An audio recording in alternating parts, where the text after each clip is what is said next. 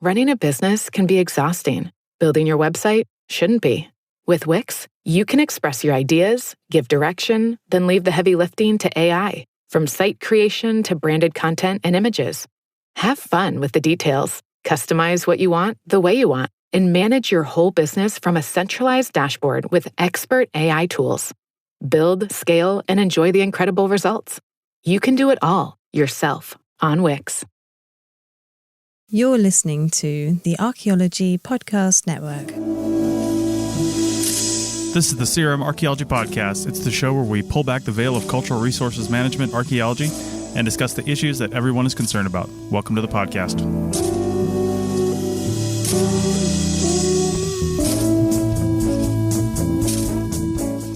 Hello and welcome to the CRM Archaeology Podcast, episode 264 for May 17th, 2023. I'm your host, Chris Webster.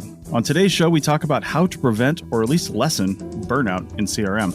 So get ready to do some yoga because the CRM Archaeology Podcast starts right now.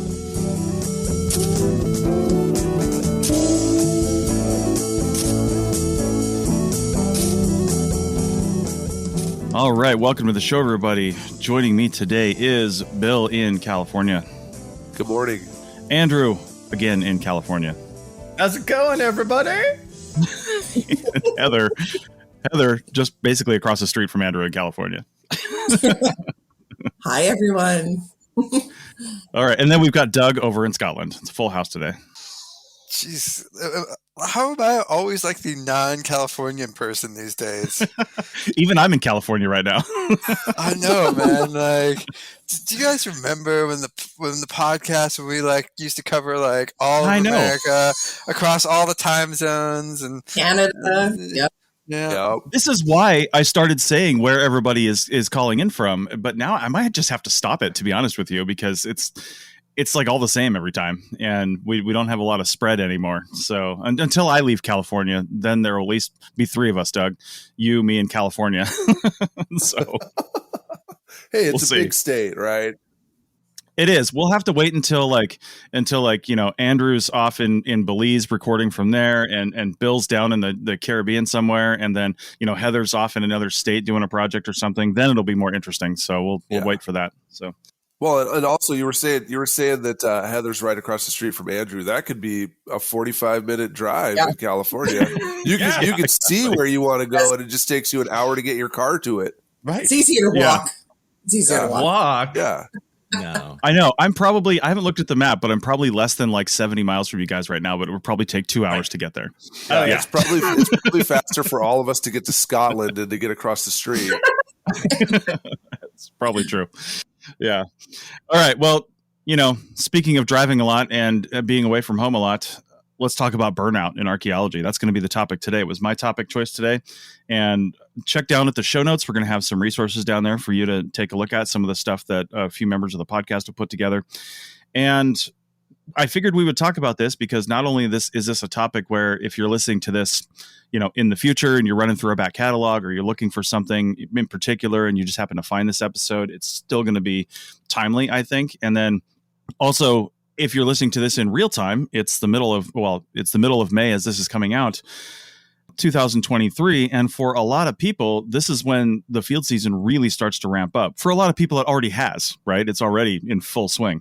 But even if, just looking at the entire United States and probably Canada, it should be just about everywhere starting to come into full swing right now, especially some of those places that are coming out of a deep snowpack over the winter in like California and some other places where the winter has just been hanging on and you can't do anything. I have a friend that ended up having to take a completely different job from a company he's worked for like 5 years because almost all of their contracts are in places that are completely under snow, and they just haven't been able to do anything for the last like 5 months.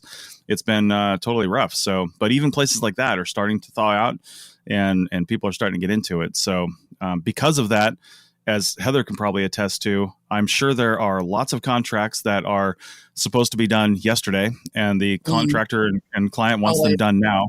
Yeah, always. And that means people are going to be in the field, and that can really put a strain on you. So maybe we'll start with you, Heather. I'm just curious as to, when you guys have your Well, you have full-time employees that you manage, and they may get the full resources of your company as far as, maybe even mental health and things like that if they want it. But your as needed people, sometimes it can be really rough on them because they don't necessarily always get the full resources of the company. And it's just like bam, bam, bam, bam, bam, project after project. If you like them and you keep them around, there's very little break and very little time to even take a vacation if you were to request one, because there's just no real time for that. So how do you address that with like your as needed employees? I'm just curious. Well, I've been a proponent of all of our we have a really extensive wellness program, a lot. I mean, you could probably spend 20 hours a week on wellness programs that we have with our company. And so it's that extensive. So I'm always a proponent in extending that invitation to all of our as needed employees. So emails do go out to our as needed as well to take advantage, and it is paid. And these, wellness programs that we have even have like yoga over Zoom and things like that. Obviously, has to be some, if you're working in the field, you can't do it, right? But we do have a lot of recorded sessions that can be, looked at later when they are in the hotel room or whatever. So that's one aspect. I don't think everybody connects in that way. I don't have the time to do that. And when I always look at my colleagues and I were like, who has time to go to these wellness things? But some people do. And you know what? People, I shouldn't laugh about it because I'm terrible at taking the personal time to allow myself to have, I don't know, some balance in my life. I'm not good at that. Yeah. But I think that's one thing for as needed specifically. And I don't know, are we talking just about as needed? Because I'll tell you, the burnout is significant in the field when you are physically working, right, all the time.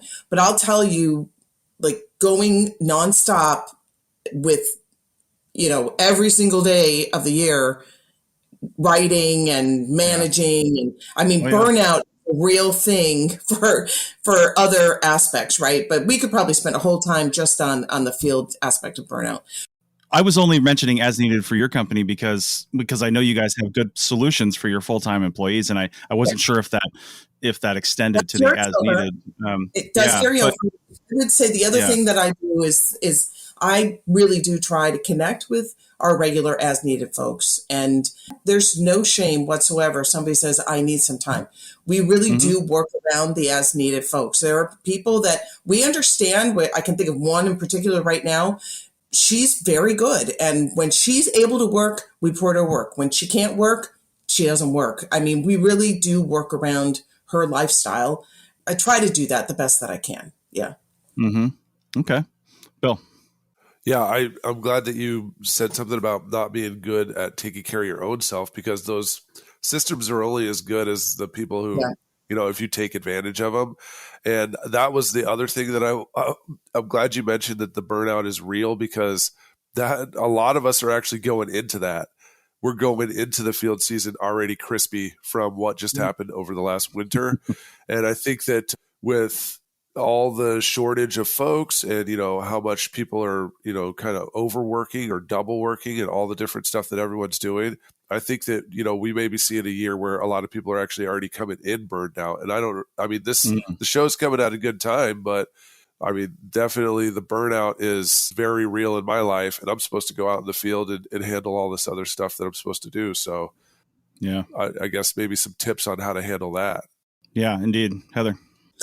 Yeah, I'll just say something real quick. I wish, and maybe this is another topic, but I wish that there was some way we could connect those people that really do want to work and companies, because I'll tell you, there's a lot of people are saying there's no work out there, yet when we contact people, they're very picky about what they want to do.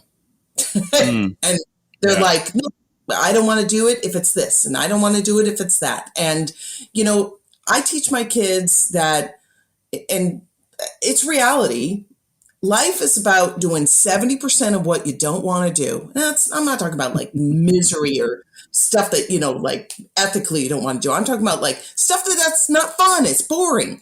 Life's about doing 70% you don't want to do in order to do the 30% you do. And that's life. And so I think sometimes I do hear that. I hear people are like, well, I'm a little picky on what kind of job do you have? As soon as we call them, and these are not the as needs we work on a regular basis, but you call and they're like, well, what kind of job is it? Like, what would I be doing? It's like, It's a job. It's a job. So until you identify yourself and make yourself known as having a certain set of skill set that you're really valuable in, you got to take the work that comes your way. That's a good point too. And I want to address something both you guys said, about what we're talking about right now. Cause I think in this first segment, it is really good to talk about, again, like what both of you have said is the job as a whole, right?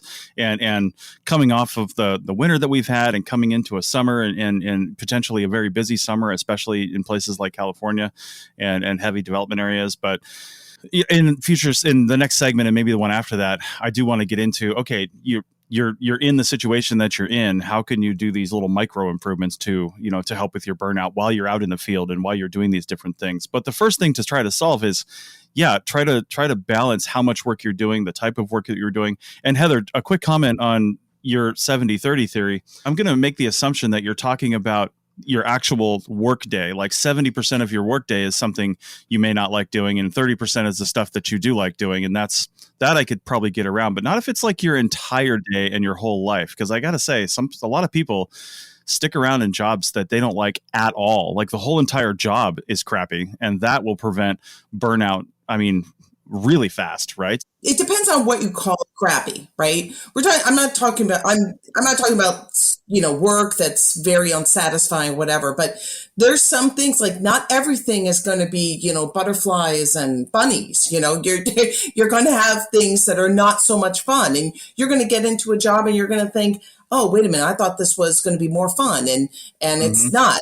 There's lots of form writing and things like that. You have to do those things in order to do the fun stuff. That's just the way it is. But, the point I made with that, and I'll make it so we can move on, is that, people not willing to do certain work is overloading. I see it all over the place. It's overloading people that are willing to work. And those people are the ones that are getting burned out. The ones that are like Johnny on the spot, I'll do whatever you need. Those are the ones that are getting burned out because we need them, and others are not willing to work. But anyway, Yep. All right, Doug. Yeah, I'm gonna sort of advise the opposite direction, and this is actually coming from sort of a project management sort of point of view as well. In that, like 80% of your grief probably comes from it's the 80-20 rule. About 80% of your grief comes from about 20% of your clients, and you should drop those clients. And I think it's actually probably a good thing. Obviously, Heather, it'll be annoying from your point of view, but possibly what's keeping people from burning out is actually being a bit more picky. And it would probably be good if people were. And then also, in a sense, being able to walk away for a little while, maybe go do a different job for 6 months or something and recharge your batteries. I don't know, do one of those jobs they always advertise for, be a cruise archaeologist, go on a cruise and give lectures or something like that. Past Preserves just had one of those come out. Yeah, well, that's what I'm thinking of. But they've always had those things. But obviously it doesn't pay well, and there's things like that. And I actually think that being a bit selective in the work you do can really help you keep from burning out. And I think that I think that's a problem that goes all the way, not just from individuals, but also all the way to I shouldn't say it's all individuals, not just from techs, but all the way to the top, where you get burnout of the senior people because they won't say no to certain projects, and they just keep going. And I think no would be sorry, I mean to solve everyone's problems, but just say no. yeah, I hear you. Would probably help with a lot of burnout. Yeah, I absolutely agree with Doug. That's my only mechanism, is just to basically start with no for everything. Just start at no for every single thing and make them convince you this is something that wants to happen. And I think this is, the problem with CRM, because just in general, I'm seeing this overall of, the students that are going through right now. They're absolutely unwilling at all to do stuff that doesn't, align with any kind of mission. If they don't see anything bigger going on with it, then they're just going to walk away from it, or they'll treat it like they do every single other thing. Like, it's just something to use, toss in the garbage when you're done, or, conserve, cut back, get the cheapest one. It doesn't really matter. Right. So, there's services and other items that they don't value. And the stuff that they do value, they'll go full on in and work their butts off and stay up all night. That's what's motivating, the top students from finishing college. That's what's keeping them moving forward, because they can see that there's something bigger in their future that, dovetails with this effort, this huge effort they're doing for college. And so that's the big thing. If you can't convince me that this is worthwhile, then I'm just going to stay at no. And I used to say like, no, thank you. And now I just say no. So sometimes the response is just no. And that's what ends up happening with, a lot of students who are trying to get into cultural resources. There's never really a statement on what the value and why they would even want to do this for their future. And that's why they're just kind of like, nah, that's all right. I'll just do something else. Like, I'll just do a job that I don't really care about whatsoever, job hop exactly every 24 months, just like I'm supposed to, because that's how I move forward, because I don't really care at all about my employment. If you don't care about cultural resources, you're not going to do it. And so that's the key piece that's missing. Mm-hmm.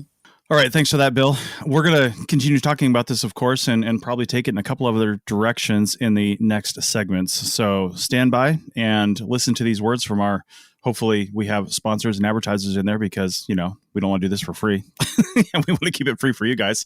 But take a look down at your devices at the links and anything else that we have down there in the show notes, because there's a lot of good stuff there. Back in a minute. You set the gold standard for your business. Your website should do the same. Wix puts you at the helm, so you can enjoy the creative freedom of designing your site just the way you want. Want someone to bounce your ideas off? Talk with AI to create a beautiful site together. Generate on-brand content, images, media, and simply change or fine-tune any of it along the way. Whatever your business, manage it from one place and tie it all together with a personalized domain name. Gear up for success with a brand that says you best. You can do it yourself on Wix. Welcome back to the CRM Art Podcast, episode 264. And we're talking about burnout, more specifically preventing burnout. And Heather, I think you had another comment at the end of the last segment. Go ahead. Well, I'm going to be the mom here. I understand. I totally get the concept of wanting to have something that inspires you, wanting to work in archaeology and do what it is that you dreamt about doing. But sometimes life isn't exactly what you thought it was going to be. Everybody has this experience where you realize there's doldrums a part of every single job. Mm-hmm. There's no job where everything is exciting all the time. In fact, if everything is exciting all the time, then it's not exciting anymore, right? So you have to have balance. And I just wish that people would understand. I totally understand drawing parameters. In fact, I really respect people that do that, because I'm lousy at it. And that's why I work as many hours as I do. But people need to understand that there are some parts, not that you're doing something unethical, or not that you're doing things that are, just like spirit draining or whatever.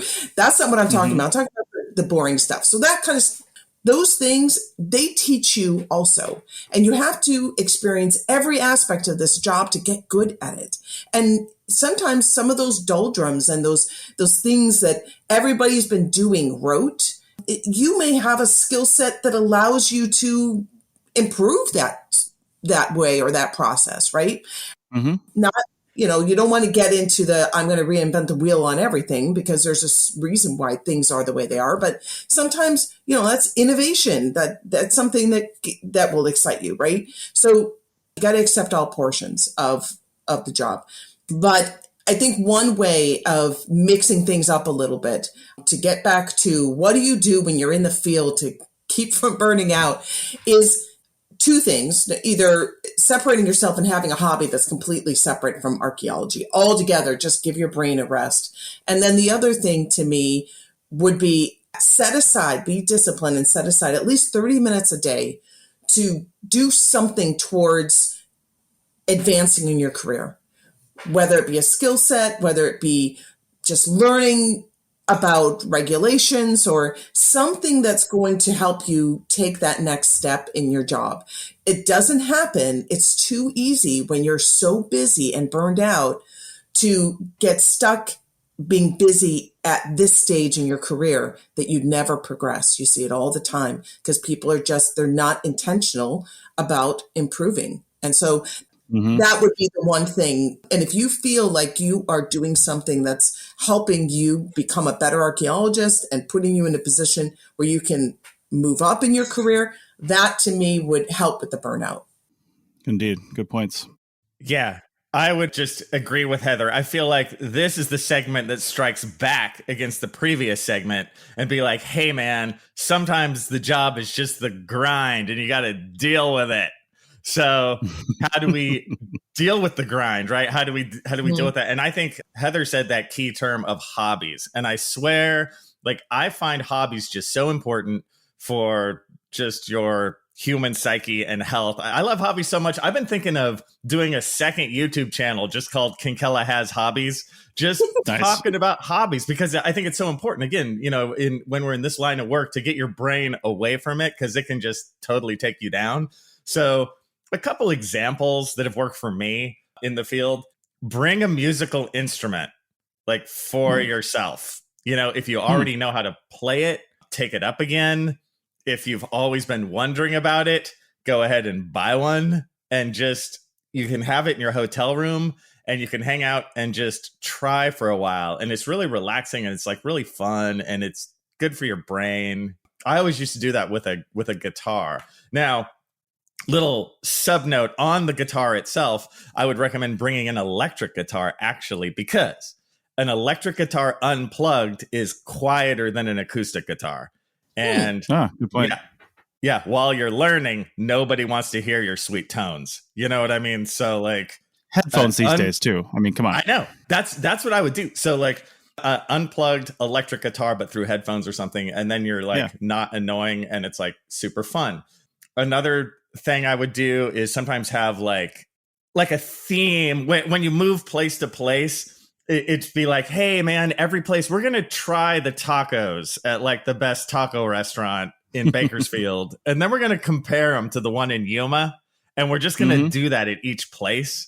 You know, so you kind of get this like, hey, let's see the next place, and it's kind of positive. We're gonna try the tacos in each place and compare and contrast. You know, and you can use anything like that for yourself. It's something to look forward to. It's something that's kind of fun. I really hope there's no comparison between the tacos in Bakersfield and the ones in Yuma, by the way, because the ones in Yuma are pretty goddamn good. I know, but you can have like secret, interesting, you know, ones where you'd never think they were good. You're like, oh my god, there's this place here, it's killer. Yeah, so it's something positive and fun. Another one that I would do is you can have like an outdoor thing that you do. Like, some people like hiking and they can try new hiking trails. I know if you're working in the field all day, you're like, ugh, I don't feel like going outside. But some people do. My thing was swimming. I would like try and swim anywhere. If they had like the world's worst hotel pool, I would try it out. If we're near the ocean, I would try it out. If there was a lake, I would try it out. Like, it's, again, something that was me. I enjoy swimming, and something that was just like lighthearted and fun. But hobbies, man, hobbies. And I got even more we can talk about later. But that to me is like the way to success. Before we get to Bill and Doug, real quick, guys, I just want to mention something on the hobbies too. This whole entire podcast network, and definitely this podcast, was born out of that philosophy, because I've always had a hard time just, you know, sitting still and doing nothing. Even when we're just like watching TV or something in the evening, I've got to be like doing something, right? Yeah. And one of those things was, and this really all came out of the San Francisco SAAs, like 12 years ago or something like that. I first got onto Twitter and I went to a blogging archaeology session, and then I started my blog literally that day and my Twitter account that day, and just like explored this whole new world of people who were doing this whole online thing. And I really, really took to that. And I wrote my blog for a long time. There's close to 300 posts in there. And then the desire to continue that blog in another way is what led to my first podcast, and then what eventually led to me meeting Bill And then Bill and I talking about starting this podcast. And then we met Doug and Steven and the others that we started this with. And then the podcast started, and then the podcast led to the APN. And that was all born out of just wanting to do something in the evenings and to talk about stuff and to have another outlet. You know what I mean? It makes so much sense. Yeah, I really appreciate that. I think Heather's spot on. I think this is a problem with archaeology, and that also leads to a lot of burnout, is like a job is a job. It's there to provide you with money to be able to do the things you like. And unfortunately, in archaeology, there's definitely a huge blurring of the lines between what is your job and what is your hobby. I think Andrew's had some good points on that about, getting other hobbies and stuff. But I do think it's tough for a lot of people who possibly expect a little bit too much out of a job when it comes to archaeology. And I think a lot of people get burned out in that it's supposed to be fun, but, also it's a job. And then a lot of identity stuff that happens in there as well, where people like... You talk to people in other professions, the job that they do is not sort of like a self-identifying thing. Like salespeople are not like, yes, I'm a Best Buy salesperson. That's all I do. That's what I do 100% of the time. That's what I do in my off time. I go to field schools about Best Buy and all this stuff. Whereas like archaeology, you run into that a lot. And I would say possibly to help with that, with the burnout, is if you're having trouble being able to separate out a job and hobbies, maybe walk away from archaeology. I know it's odd to say on this sort of podcast like this, but honestly, I know so many people who enjoy archaeology once they retire and they go to like community digs and just have fun. And then these people who've been like miserable for like 3 decades basically hate archaeology and then found a way to love it again. And I'm not sure a job should be the place where you both pays for everything you do. It also is, yourself, your identification, who you are, plus also is supposed to entertain you. I think that's putting a lot of pressure on one thing. And I have to go with Andrew, like diversify. Yeah. And if diversification matters, leave archaeology and have that be your hobby as opposed to the other way around. Yeah, I absolutely agree too. I mean, we do have too much all hanging on the same thing. And some of the ways that I've been able to cope when I was doing CRM full time was gamifying workouts. I was with Andrew on that, doing something like saying in 3 months I'll run a 5K or something like that, and then set up a series of running challenges to run 1 mile, then 2 miles. And I would keep up with it in the field too. And, other challenges too. There was a guy I used to work with, George Tinseth, and he recommended this book, Your Body is a Gym. And so we would do these body weight exercises when we were walking all day in our hotel rooms. And then we would try to make it up the levels that they were saying, these different, Navy SEALs can do X amount of sit-ups or whatever. We would do those kind of activities in our hotel rooms as ways to, just have something else to do, but then also be working towards some kind of goal. And then I'm one of these people who falls into these deep, weird obsessions. Like for the last, 10 years or so, I got super obsessed with like the early 1900s and World War I and learning all about all this different stuff that was going on in all these different countries in World War I. But then started to think about, stuff like, well, what was, a baker's everyday life like in in the early 1900s? Or what was it like if you were a kid in the early 1900s? What kind of school did you go to? What kind of, clothes did you wear and all this stuff? And I mean, that goes into learning about artifacts, but just learning more about everyone's everyday life, reading books from the early 1900s as my hobby when I was stuck in hotel rooms. And, you mentioned Yuma. That's one of the places that you can be sentenced to if you do archaeology in Arizona. But when you're watching all these YouTube videos and all this different stuff about a certain time period, you can end up being this person who kind of knows quite a bit about something that a lot of people aren't really thinking about. And I know other folks who've had different kinds of hobbies that involved with like learning about people's clothes from different time periods and then making those clothes, kind of like cosplay or, other kinds of, sewing and other other things. People who are super into steampunk can make all kinds of really cool stuff, but also checking out, all these different comics and anime I'd never seen before. But then, being interested in the early 1900s, going into this, rabbit hole is something that you can use your time. You're not really thinking about work. It's something totally different. It's something super nerdy, which archaeologists are excellent at being nerds. And, it takes your mind off of it so that your job is not everything in your entire life. Right. I'm so glad to hear you say that. I thought I was the only one. So what I do is just like you. I perseverate down on a thing. And it's kind of weird, but I get so much joy out of it, man. And so, yeah. And that all kind of rotates into the whole hobby thing. And I think it ends up being very positive because, like you said, Bill, you learn a ton, about this little tiny sliver of the world. And it kind of oddly rotates into archaeology too.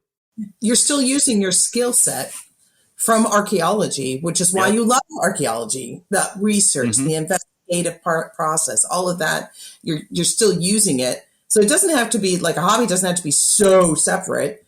It can still use those things. Yeah, I think that's why a lot of archaeologists write books. Yeah, all the things that will deter you from having a partner in life.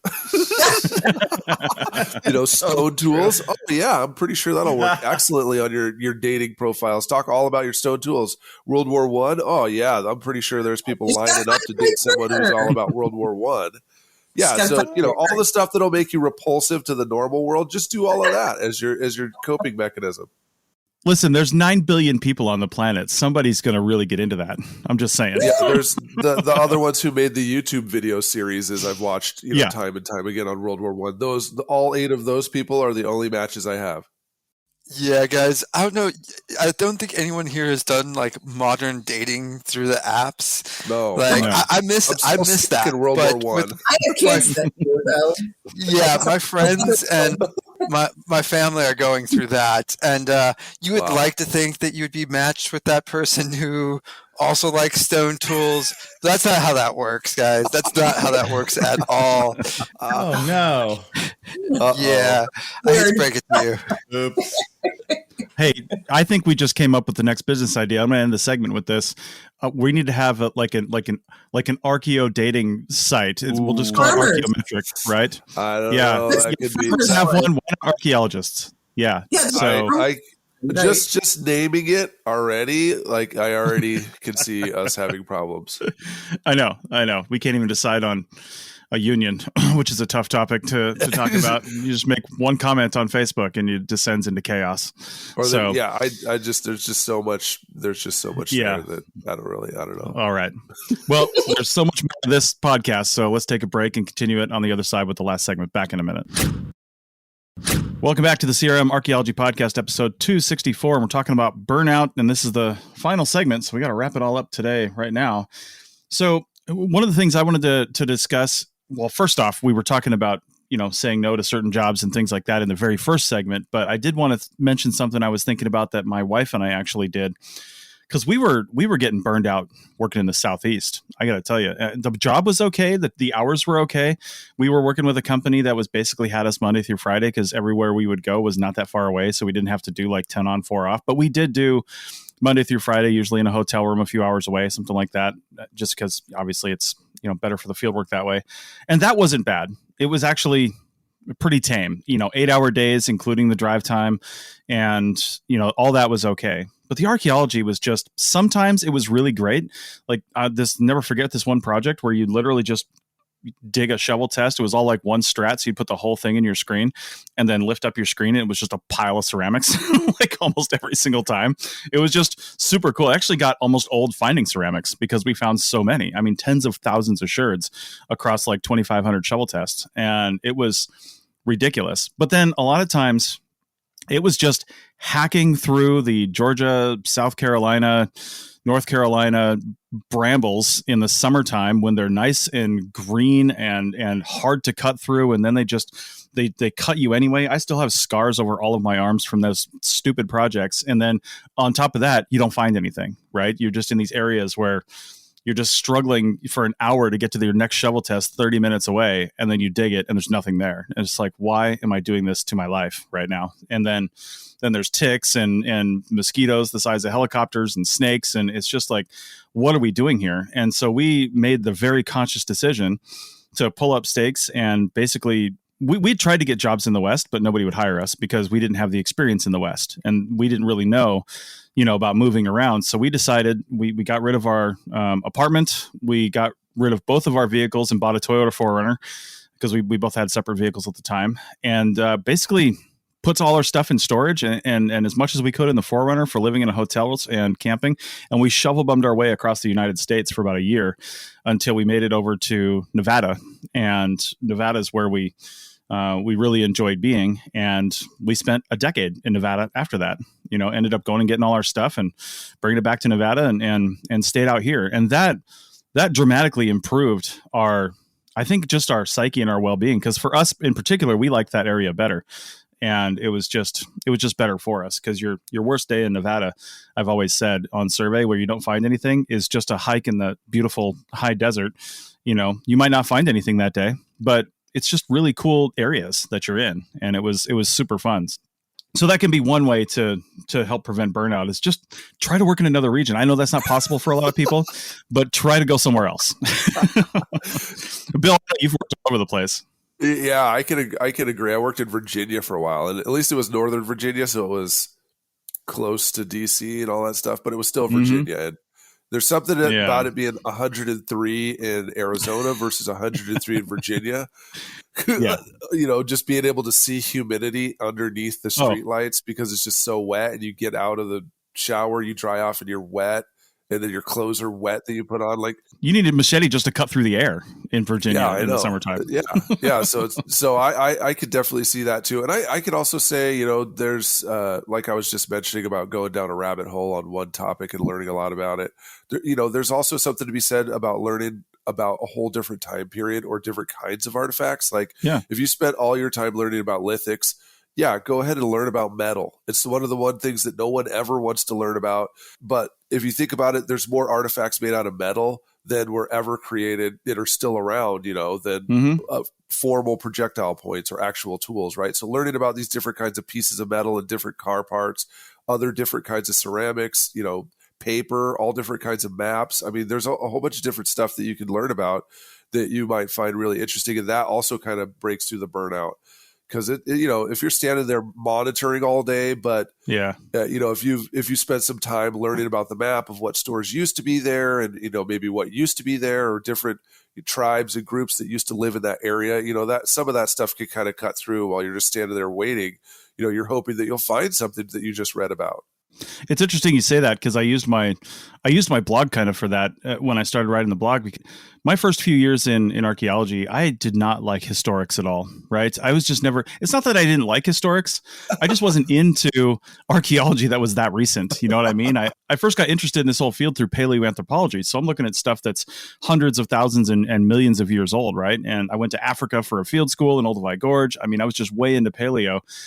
And when I resigned myself to CRM, I was really more interested in prehistoric and really old stuff, and the original, who got here first type questions. And then, after I'd started my blog and we were in certain areas, especially Nevada brought this out too, because there's a lot of historic mining and ranching and stuff like that in Nevada that you end up finding. And I mean, I have a whole blog post on dimensional lumber, right? Like, I had no idea that, wood of different sizes could actually give you a sense of age. And I learned about the International Lumber Congress of the 1930s, it's like, what the hell is that? And then deep diving like different can types and ceramics and glass. And when you get down to it, it is incredibly interesting how you can almost date down to the year that a site was probably, like something was probably dumped there or used with historics. And it's just, that became fascinating to me. And it's all because I had the downtime in the hotel rooms in the evening to kind of research it and then write about it. Yeah. Yeah, and also, the advertisements are directly connected to all that stuff, right? So that Lumber Congress actually had a call for people, and they're connected to all these other, lumber ads. And so you start to see, how are they portraying lumber in 1935 in, Washington or in Nevada? Like, how are they selling it? What are they telling people to think about? The same thing with, all these other different kinds of things different houses, right? So it's made with wood that's from Oregon. Well, why is the Oregon wood better? Okay, let's go down that rabbit hole. Let's figure out more about Oregon and what role they were in the lumber congress. And you start to learn all this different stuff that, once again, you wouldn't necessarily go down that pathway unless you kind of took the time to turn off social media and just focus on something else. Yeah, for sure. Heather? So I'm going to say something that might be unhealthy. Oh, no. We'll go and start it. We're trying to help people with burnout and trying to get away from it. It's not like, drugs isn't the answer. It's not drugs. I was going to say, I don't know. Some of us need to make it. It's my kind of drug, right? Depends on the drug. Are we talking deep fried butter or something like this? Is this where we're going? I really hope we're going that way. Well, I'm about to say it's going to be totally anticlimactic now that I set it up that way. But anyway, the idea, people are like, sometimes they're like, well, you hear this all the time. I want to do a hobby that's going to pay me something, right? So everything that you're saying really does, it reminds me that there's one aspect that I'm passionate about with reports, and that is making sure that background sections are not just boilerplate, throw it in there, really has nothing to do with the area. It's just a regional overview, right? But that really does kind of get into the nitty gritty of the area, because otherwise, what's the purpose of having a background context? Yeah. If it isn't customized to some extent, like the first part of it. So that leads me to, if you enjoy, personally, I moved around a little bit, throughout my young adulthood, and then up until now, I've moved a lot. And one way, I love a sense of home. I loved where I grew up in Chicago. It was hard for me to leave. And so for me to understand and get into living in a certain place, I would learn about its history. And that's something that I really enjoy doing. And I've carried that over. And so if that is something that you want to do, and you want to do that deep dive, quote unquote, on an area that you're working in, you're there for a few months, the one thing that is always difficult to do at the end, it's the last thing. I'm like, oh my gosh, I forgot to customize the background context, and the report's due today. So if that's something you enjoy doing, talk to your manager, or talk to the crew supervisor, or whoever it is that you're working for, and say, hey, listen, I like doing research. Can I do the local history background context for this? And so while you're working in the field, that will also help you understand the area better. And it's a way of you getting paid, because I'm telling you that it is really the last thing that people think about, but it is important. It's very important to a report to understand the local history. And a lot of times you don't have that. That's not boilerplate that you have. And especially it's not boilerplate you have for that piece of property. So that might be a way that you can have a little fun with research kind of outside, just understand the area, plus you get paid for it. So, yeah, indeed. All right, so we're going to spend the last 10 minutes talking about deep frying, because that's how we should do it. Sure.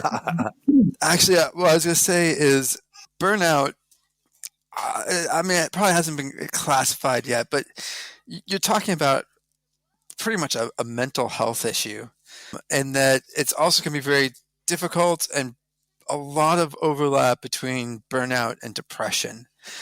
I would say if people are experiencing burnout, it can be really hard to get out of it. And I would definitely recommend, if you can get any sort of mental health therapy, or even just being able to get to be able to talk to someone, I think it would kind of help. Because I would say, like, for most people, one, get professional help, but two is like, get someone you can talk to who can ask you really simple and very obvious questions. Because a lot of people, when they get in burnout, they don't have a way of getting out. Like, it's like a lot of them just basically get stuck in a rut, because there's a big overlap with depression. And it helps to have someone be like, ask like really dumb questions and challenge you on those questions. Because people just say, it's like not possible. You can't do that. You can't do this. Because I actually see, I mean, there is a lot of burnout definitely at the entry level. And as we've all talked about, like, I'm not sure there's anyone who really likes working in a place where the driest you feel is when you're in the shower, and that's the most refreshing you feel. I can't do humidity. There's that sort of burnout, but you end up with like a lot of people at sort of the top or middle management levels who get really burned out and don't have a way of figuring out how to change their circumstances. And you really need someone there to be able to help you and ask those simple questions. You'll be people like, you'll see like these business people, have a company and be like, well, I just have to keep working those 80 hours, and then I just need to make it for like another like 10 years, and then someone else can take over. And the very obvious answer to that is like sell. And they'll be like, no, I have to support people. I have to do all this and all that stuff. And it's like, do you have to really? I think you need to get someone who can ask you those questions like, do you really need to do this? Is it absolutely a necessity? And help you sort of get out of those mental health blocks that come with burnout. There's a lot of stuff that can cause burnout too, of course, right? People's own circumstances, for example.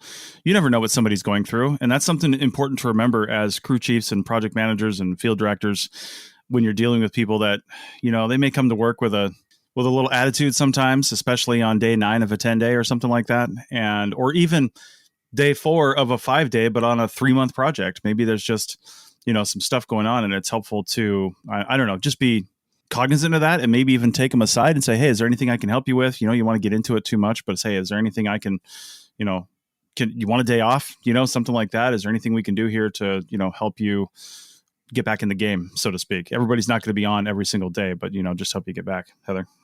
Yeah, I would just say that the one thing that is important with burnout, and I've gone through that too, where you're thinking, what in the world am I doing that's going to help, that's helping this world, And I think that it's an innate in all of us to have some kind of spiritual food. And whatever that spiritual food is for you personally. But I think lasagna. Being able, what's that? Lasagna. Go ahead. No, lasagna, right. But, and I'm not getting weird here. I'm just saying that like there's something in all of us humans to have something, and whatever that is for you, or if you don't have it, finding something that allows you to just kind of feed your soul. It doesn't have to be just information. It can be something like meditation. I think where you're relaxing your brain and just allowing you to just get centered without sounding weird, whatever that is for you, I do think that that's something that sometimes in this day and age, and we're getting so cynical about life. And so we're not allowing ourselves to be spiritual beings. And I really think that, that's an important part of life. And so I think one way of making sure that you don't get burned out is allowing yourself some time to be spiritual. And I see Doug's comments. No, I'm not eating brownies, special kind of brownies right now. Eating very special brownies. Yeah, it's special. It was just brownies. I was debating cookies. I was going to go cookies, but it works. But actually, it works both ways. Like honestly, I have, just to go on that. Like I know we're saying, I don't think we can advocate for psychedelic drugs on a podcast, but I do have people I know who they do sort of religious things where, like, if they're at a big point in their life, they go and drop some mushrooms for decision making. I think there's different ways of people to be spiritual, or they go to church. I mean, there's quite a bit of different ways of doing it. Catholic, I will say and it's fun because my team were so supportive. I was burnt out. I still am a little, but I was running around. My brain was spinning all the time and I couldn't focus. And I finally decided, my husband's he's a good Catholic boy. He goes to mass every day.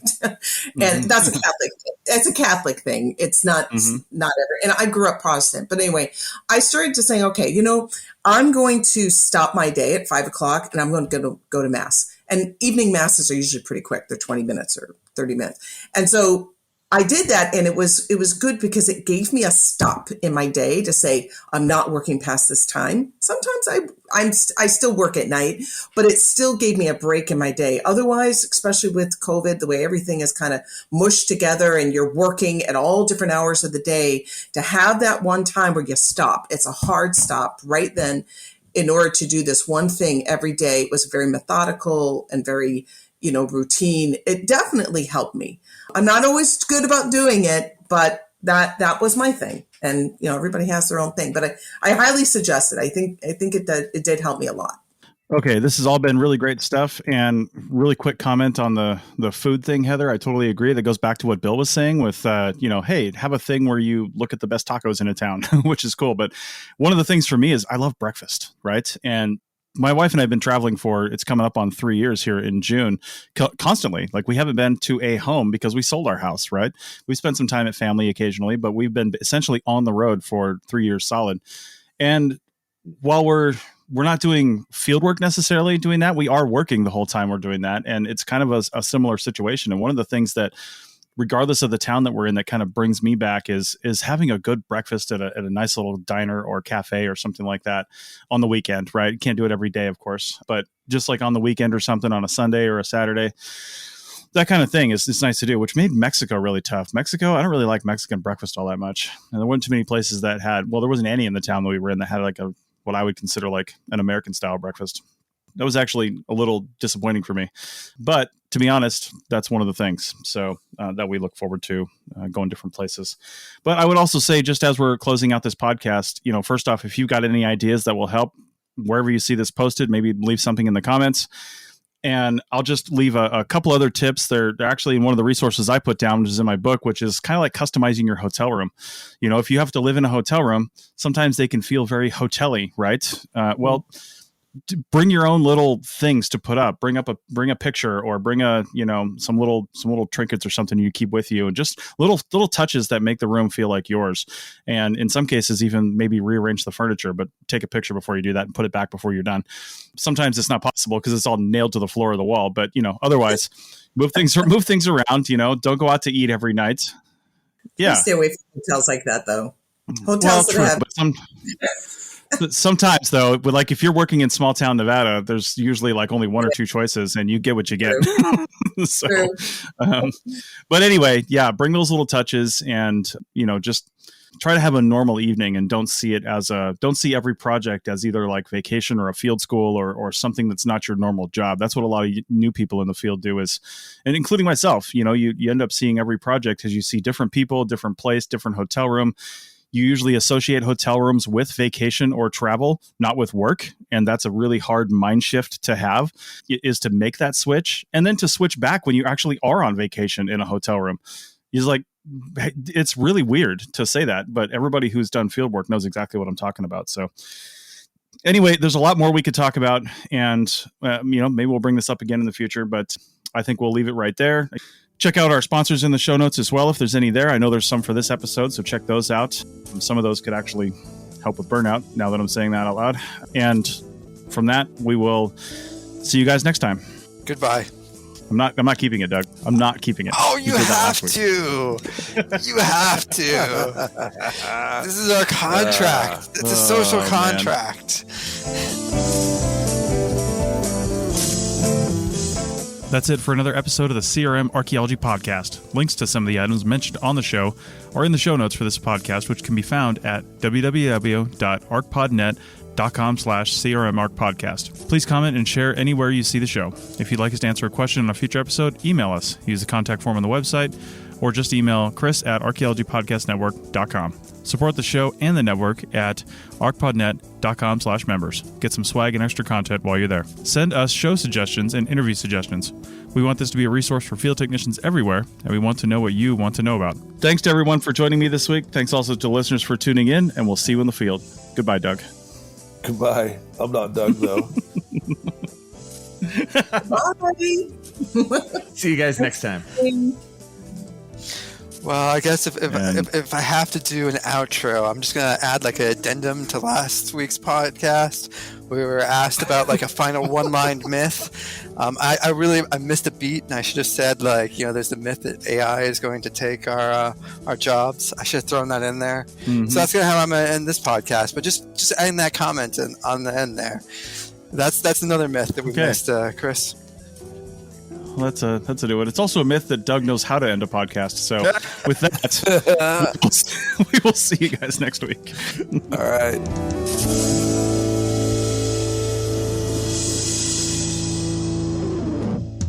This episode was produced by Chris Webster from his RV traveling the United States, Tristan Boyle in Scotland, DigTech LLC, Culturo Media, and the Archaeology Podcast Network, and was edited by Chris Webster. This has been a presentation of the Archaeology Podcast Network. Visit us on the web for show notes and other podcasts at www.archpodnet.com. Contact us at chris@archaeologypodcastnetwork.com.